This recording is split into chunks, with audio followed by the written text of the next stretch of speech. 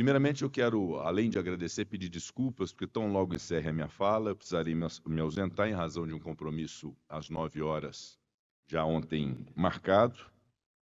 mas desejo um bom evento a todos e que importantes ideias e um debate muito rico possa ser empreendido nesse Fórum do LIDE aqui em Brasília. Primeiro ponto que eu gostaria de destacar na linha do tema que se estabelece nesse evento em relação ao desenvolvimento sustentável, a um mundo melhor para a inserção do Brasil nesse momento histórico em que nós precisamos, de fato, ter esse desenvolvimento que tanto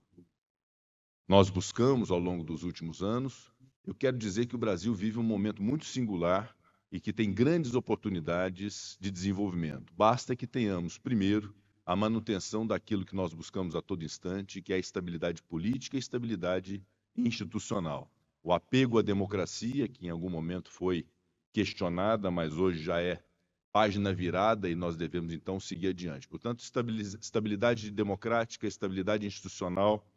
estabilidade entre os poderes é o melhor ambiente possível para o desenvolvimento. Em segundo lugar, quero dizer da participação do Congresso Nacional nos últimos anos para que esse desenvolvimento do Brasil aconteça. O Congresso que é por vezes questionado,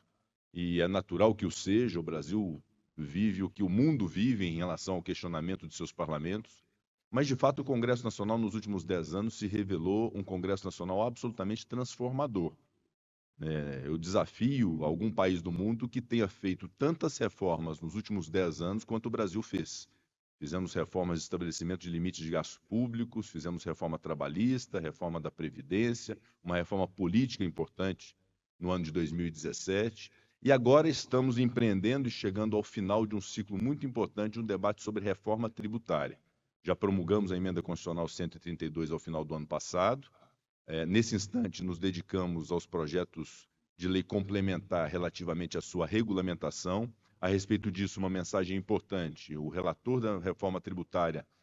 no Senado Federal, o senador Eduardo Braga, está absolutamente dedicado e muito dedicado à finalização dela no âmbito da Comissão de Constituição e Justiça e, na sequência, no plenário do Senado Federal. Hoje mesmo tem uma série de reuniões e audiências que o senador Eduardo Braga conduzirá. E nós, então, pretendemos entregar a regulamentação da reforma tributária ainda este ano, tanto no Senado quanto na sua devolução à Câmara dos Deputados. E, por certo, o presidente Arthur Lira terá todo o zelo e interesse também de finalizá-la até o final desse ano legislativo. Ao se fazer uma reforma tributária no Brasil, que era o caminho que o Brasil buscava há 30 anos, ou uma realização que o Brasil buscava há 30 anos,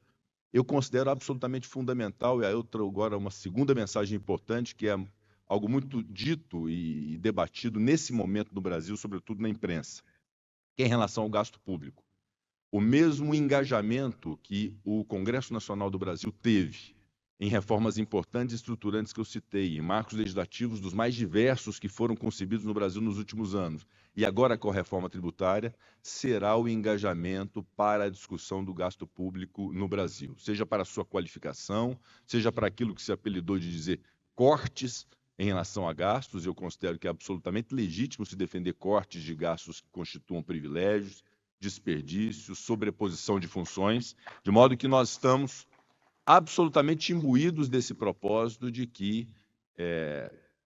concebida a reforma tributária, é evidente que esse engajamento, muito mais amplo do que um pacote que se apresente de corte de gastos públicos, a missão precípua do Congresso Nacional e, da final do Congresso Nacional, e o Congresso é uma síntese da sociedade brasileira, o objetivo precípio da sociedade brasileira deve ser, de fato, a discussão sobre o Estado brasileiro, onde se pode ter enxugamentos, onde pode-se ter aperfeiçoamentos, sobretudo numa lógica de qualificação do gasto público. Mais pormenorizadamente, é evidente que quando se fala em supersalários, quando se fala em desperdícios e vazão de dinheiro com obras inacabadas, por exemplo, isso é uma distorção que já se apresenta e precisa ser corrigida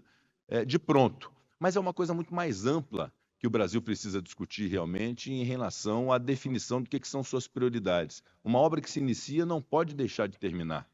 Não é? Carreiras que precisam e são estruturantes para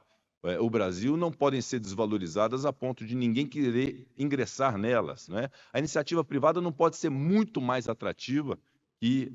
a iniciativa pública, né? Então, toda essa discussão nós vamos precisar fazer de maneira muito engajada e muito dedicada nos próximos anos no Brasil. O que me parece, em relação a esse tema específico, quanto a gastos públicos, além de questão de privilégios, além da questão de desperdício, além da questão de otimização, é o fato de que há uma vinculação de crescimento de despesas obrigatórias ao salário mínimo, o que, numa política que nós pretendemos empreender de valorização do salário mínimo, para que se possa valorizar a força de trabalho individual de um cidadão trabalhador, especialmente de baixa renda, que possa ter um poder de compra a partir do salário mínimo, aquela pessoa que ganha um salário mínimo, 2 salários mínimos ou 3 salários mínimos, essa lógica de buscar valorizar o salário mínimo, que é absolutamente fundamental para o país, ela não pode, ao mesmo tempo, vincular o crescimento de despesas obrigatórias, quando, na verdade, o que se exige para o Estado brasileiro é que despesas com saúde, com educação, se possa fazer mais com menos. Ou seja, não pode haver um crescimento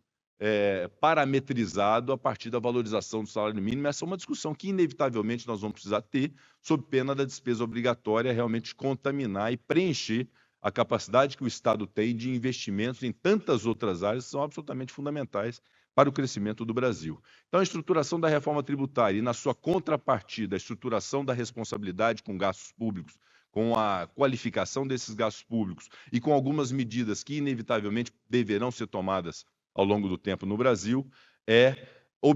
será objeto, evidentemente, de engajamento do Congresso Nacional, inclusive nas próximas mesas diretoras, tanto da Câmara quanto do Senado. Isso me parece inevitável e inexorável. Por outro lado, algo que deve ser também discutido nesse evento do LIDE é em relação ao desenvolvimento do Brasil sob uma base sustentável. O Brasil tem uma grande oportunidade pela biodiversidade que tem, pela extensão territorial que tem, pelos biomas, inclusive o amazônico, que possui, de ser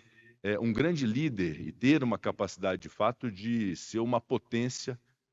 em relação à economia verde. Para isso, nós precisamos fazer um dever de casa, que é o estabelecimento de marcos legislativos que sejam bem assentados. E, nesse sentido, mais uma vez, o Congresso Nacional se revela muito responsável nesse aspecto, empreendendo marcos legislativos como o do combustível do futuro, como o projeto de transição energética, como o projeto de hidrogênio verde, que já é lei, como o projeto do mercado de crédito de carbono, que será apreciado pelo Senado hoje às 14 horas, na continuidade de uma sessão que se iniciou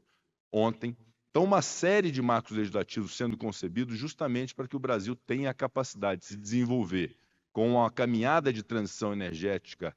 sustentável e com a capacidade também de tornar ou de gerar riqueza a partir da biodiversidade. No final das contas, quando nós tivermos uma valorização da floresta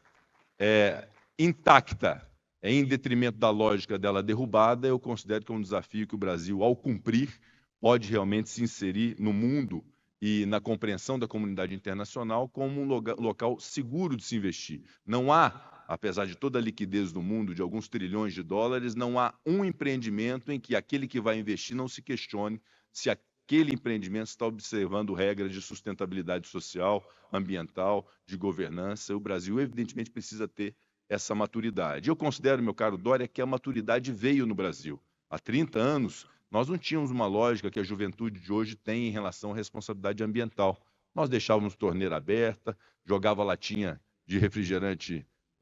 luz acesa, latinha de refrigerante na janela do carro, fumaça e chaminé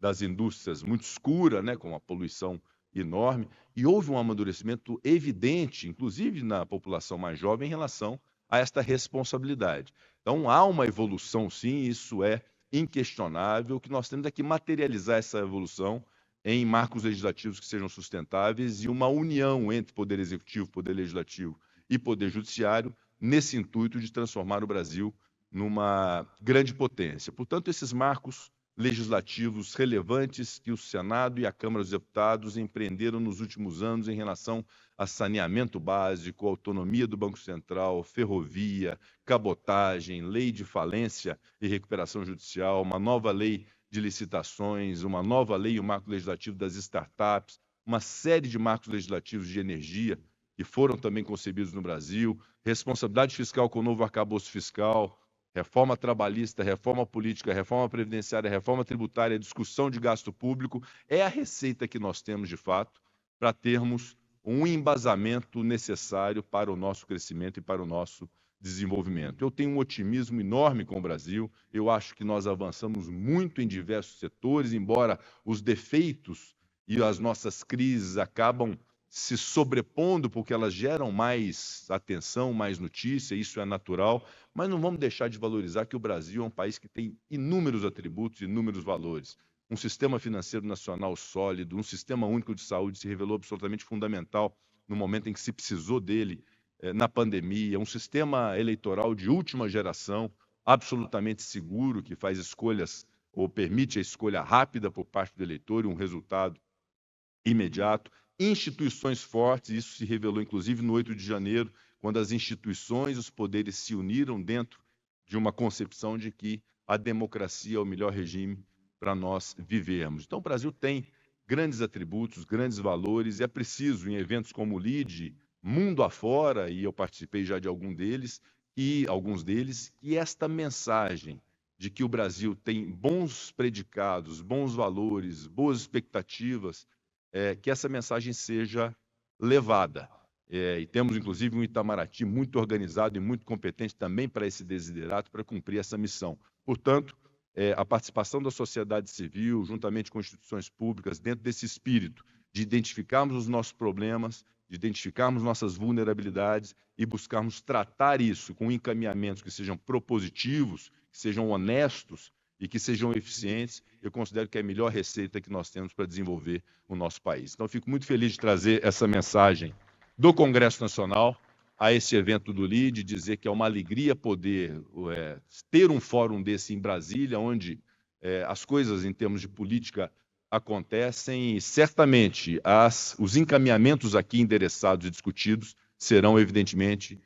considerados pela política brasileira para aquilo que nós todos temos em comum,